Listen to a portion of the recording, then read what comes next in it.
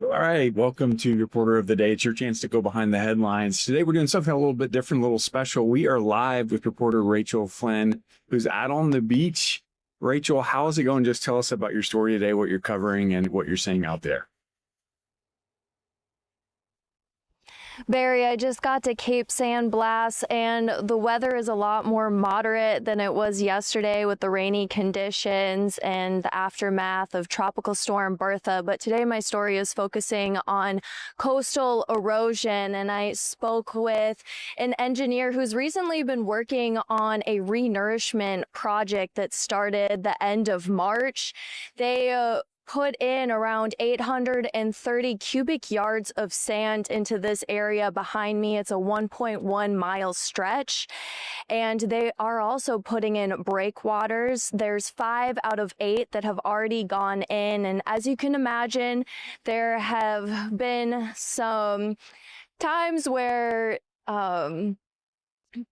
a lot of disturbances within the area, like with weather, and they found turtle nesting that has put a damper on the project at times, and especially with Tropical Storm Bertha, they have postponed it again, and the contractor that I spoke with said that they are looking to get it completed by mid-August. Some obstacles in the way, a lot of variables in what they're doing, but a lot of work to try to keep our coast safe and secure during more drought disorders.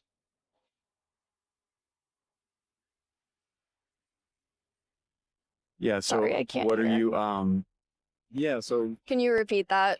again, this is a great example of going behind the scenes with our reporters, and any sort of live shot, how things can go all over the place. But what I was trying to ask you is, there's a lot of variables involved in what they're doing and working on to try to make sure the coastline stays preserved. And that's what you're seeing? Yes, and these breakwaters that they're putting in, they're made out of granite, and these are the first ones that are fully submerged. Even when there's a low tide, there's about 2 feet of water that still cover the breakwaters at low tide. But further north of the coast, I've heard that there is still issues because the nourishment and the breakwaters are only covering 1.1 part of the stretch, so Right. that isn't a whole lot. So further down the north side of the coast, they're still seeing some of that erosion. And I spoke to him about the funding, and they are short on that at the moment.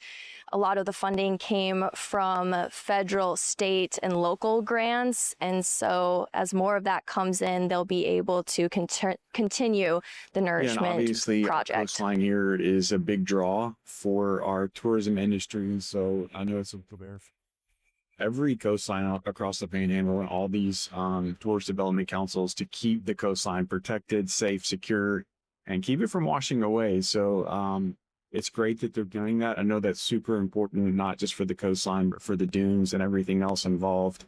Are you seeing a lot of people out there? Are there people at the beach? What are you seeing, like, visitor-wise in Cape San Blas? I was just on the beach a few minutes ago, and there were a lot of people on the beach. There is a double red flag flying right now. I didn't see people in the water, so that's a good sign.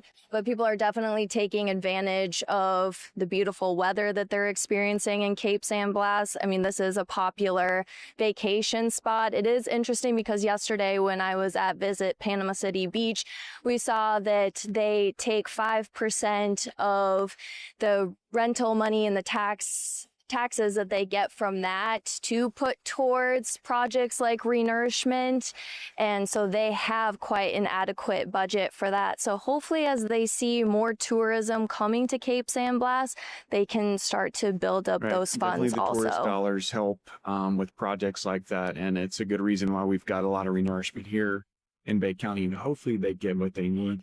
Thank you so much for joining us live, Rachel. And everyone watching, don't go anywhere. We got more good news on our way.